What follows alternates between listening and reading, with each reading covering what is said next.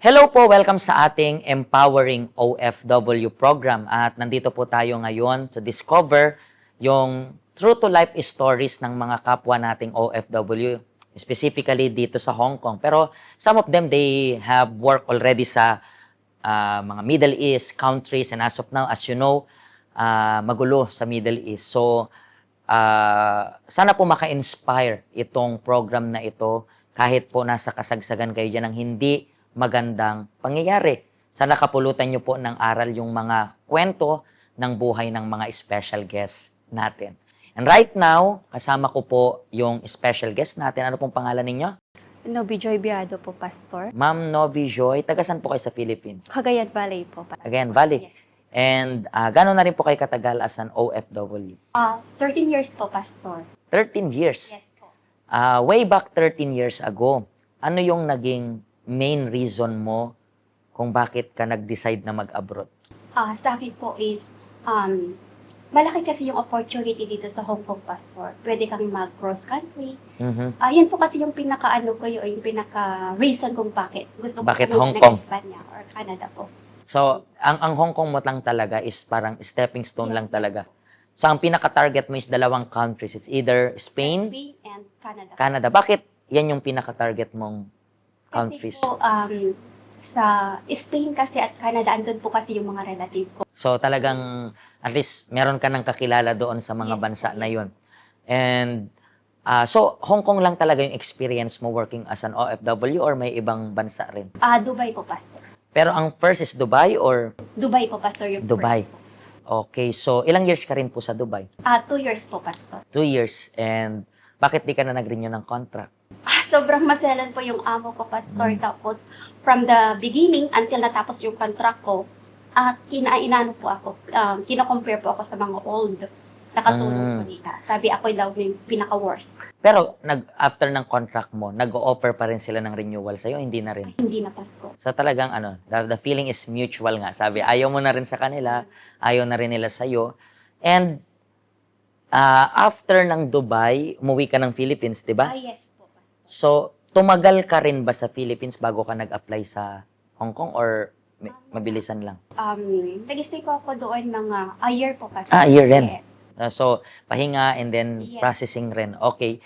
So, dito sa Hong Kong, nakailang amo ka na rin dito? 3 amo po, Pastor. 3 yung Yes. unang amo. How many years? 4 years po, Pastor, solo parent. Okay, sa pangalawa, Recommended ng first employer ko po. nakailang years ka rin 2 doon? years po. 2 years, isang contract. And then, ito na yung Yes, solo parent din po. current mo and then pinakamatagal mo rin so far. And alam ko po na within 13 years na nagwo-work abroad, marami ka na ring good experience, but at the same time, marami ka na rin pong naging experience na hindi ganun kaganda. Yes. Diba? So, alam ko sa sobrang dami, pwede tayong gumawa ng mga listahan, pero ano po kaya sa tingin mo yung masasabi mo na pinaka malaking pagsubok mo while working dito abroad? Ang pinakamalaking pagsubok ko, Pastor, is that yung nag-failed po yung applications ko sa Espanya po.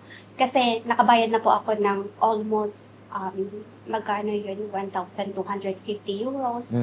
Tapos yung processing po dito is, binabayaran ko po yung mga translator ko, yung from English to Spanish translator, tapos 300 po yung binabayad ko per sentence po.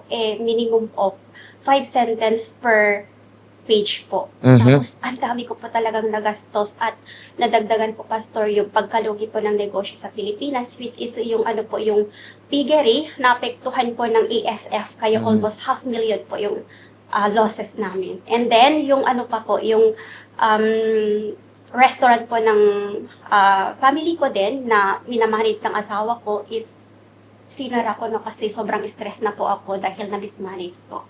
So talagang that time is patong-patong yung Yes po, Pastor. parang sabay-sabay nangyari yung lahat. Pero itong pagpo-cross country mo, supposed to be sa Espanya, nangyari yung lahat dito sa Hong Kong. Yes po, dito po lahat. So, Same year po, Pastor. same year, lahat-lahat ng yun. Ano yun? Yung in-apply mo yung application mo papuntang Spain, how many years ka pa lang dito that time? Medyo matagal na rin? 3 years. Mga ganun, okay, mga 3 years. And, syempre, pangarap mo naman talaga yun. So, and then dito sa Hong Kong, 'Di ba? Possible naman talaga may mga ibang nagko-cross country. Ano yun, parang na-scam ka, ganon? Hindi naman. May amo po ako doon kasi hinanapan po ako ng auntie ko, pastor. May senyora na willing na nagpirma sa papel ko.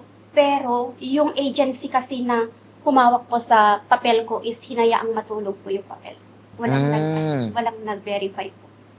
So, kaya parang Oo. nauwi lang sa wala. Oo, nag-away-away po kami. Tapos parang, Naging magulo talaga. tapos sabi ko, Canada na lang for, Canada. Pero nag-try ka o hindi na? kulang po yung units ko, pastor. Hindi po ako nakaabot ng 72 units po. So, parang you have to study pa para... Yes po, pastor. Okay, so complicated rin talaga, no? And paano ka po napunta dito sa help center? Nakapulot po ako ng leaflets, pastor. Tapos yun po, sinabi ko sa kaibigan, puntahan natin. Yun po.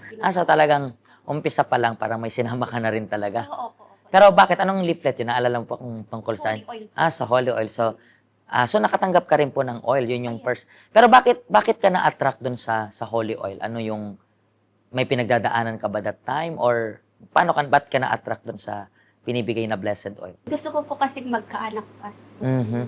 So talagang yun yung nakita mong parang solution. And talking about oil, gusto lang rin po naming i-remind kayo na sa April 4 and 5, magkakaroon po tayo ng distribution ng blessed oil na na-bless sa Holy Land. Bakit? Kasi gusto rin po naming ma-experience ninyo yung miracles, yung blessing para sa buhay ninyo. Marami na pong gumaling gamit yung oil na yan. Marami na rin po na tumanggap ng blessing gamit yung oil na yan. Not only sa health, minsan sa family nila ginagamit, minsan sa finances, iba-iba. Depende yan sa faith ninyo. For more information, just send us a message and then we are going to send you a message kung paano po kayo makakakuha ng libreng blessed oil na mula sa Holy Land. And balik tayo dito. And then pumunta ka sa church, dito sa Help Center. And how was your first experience? Sobrang parang kakaiba po, pastor. Yung mga turo dito is talagang napaka-strong po. Kaya lahat ng mga turo dito is, dito ko natutunan talaga yung kung paano talaga i-handle yung emotions ko, gamitin yung intelligence, faith ko, magpatawad. Tapos tanggalin yung galit. Kasi meron po akong revenge dito sa pastor. Dito natutunan ko talaga lahat yun. When you say revenge, bakit? Parang gusto maghigante? Kasi po, parang sinadya po kasi na hindi ako kunin sa Espanya. So talagang that time, even though matagal na yun nangyari, parang hindi ka pa rin makamove on. Parang, yung pinaka-word yan is parang sinabotahe ka. Diba? Parang, you paid everything, you consume a lot of energy, you studied, but in the same way, parang wala. Pero, makikita natin dito na lahat, merong reason. Diba? You are not going to be in the help center if ever na push through lahat ng ganun, di ba? Hindi ka na wala ka dito, and then you are, even though you are going to change a different country, what will happen? You still, alam mo yun, may sama ng loob, may galit, may magiging emotional. Nagpalit ka ng bansa, but at the same time, di ka nagpalit ng klase ng buhay pa. Kasi hindi naman nakadepende yung pagbabago ng buhay sa pagbabago ng bansa. That's why I believe everything works na rin according sa plan and will ng Diyos. And siguro po kayo na nanonood sa amin, you keep on wondering, bakit kaya hindi natutuloy itong application na to? Maybe you keep on wondering, I am trying my best. I am even paying a lot of money, just like yung situation niya. What if you have to pause saglit and then think? Just think kung yan ba talaga yung will ng Panginoon? I'm not talking about religion, okay? I'm talking about yung magiging protection mo in the future. Like for example, alam natin, ang gulo sa Middle East as of now. Some of you even watching us from there, dyan sa Middle East. And ano kayong expression ng mga taong nag-apply na pumunta sa Middle East, na nasa Philippines ngayon? And sabi natin, for some reason, nag-failed sila ng application doon. Siguro yung reaction nila is ganito, salamat sa Diyos, nag-failed. Kasi imagine, pagdating mo doon, balik ka rin agad. So, Hindi natin alam kasi yung future. That's why, dito po sa Help Center, if you need guidance and direction, yung Help Center natin ay bukas everyday. Ang kailangan nyo lang gawin is bitbitin yung sarili ninyo, dalhin nyo yung sarili nyo dito sa Help Center natin. Makikita nyo po dito sa QR code, dito sa addresses natin, kung saan yung Universal Church. Even dyan po, siguro nanonood kayo from the Philippines. Meron din po tayong mga branches dyan. Kayo na nagbabalak na mag-abroad. Siguro, confused pa rin kayo. Bago ka mag-decide, ask God's direction.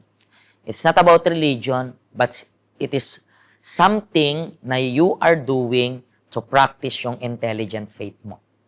Okay? Thank you very much po sa pag-share nyo ng inyong story and hopefully makatulong ito sa mga kababayan rin natin. Maraming salamat rin po sa inyo and then hanggang sa muli, hanggang sa next episode, pagpalain po kayo ng Diyos.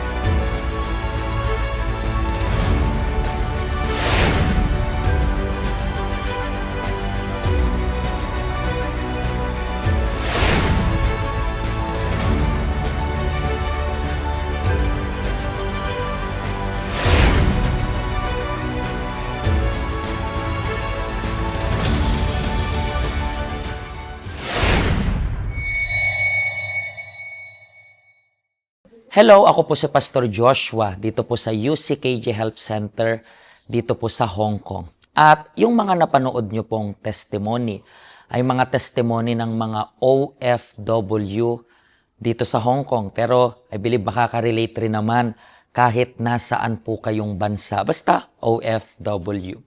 Ang Help Center po natin ay walang pinipiling religion. Base na rin po sa name, Help Center. Kung kailangan nyo po ng karagdagang information, nandito lang po sa baba lahat ng information na kailangan ninyo, kontakin nyo lang po kami at magiging masaya po kami na matulungan ka, ma-assist ka, nasaan man po kayong bansa. Pagpalain po kayo ng Diyos.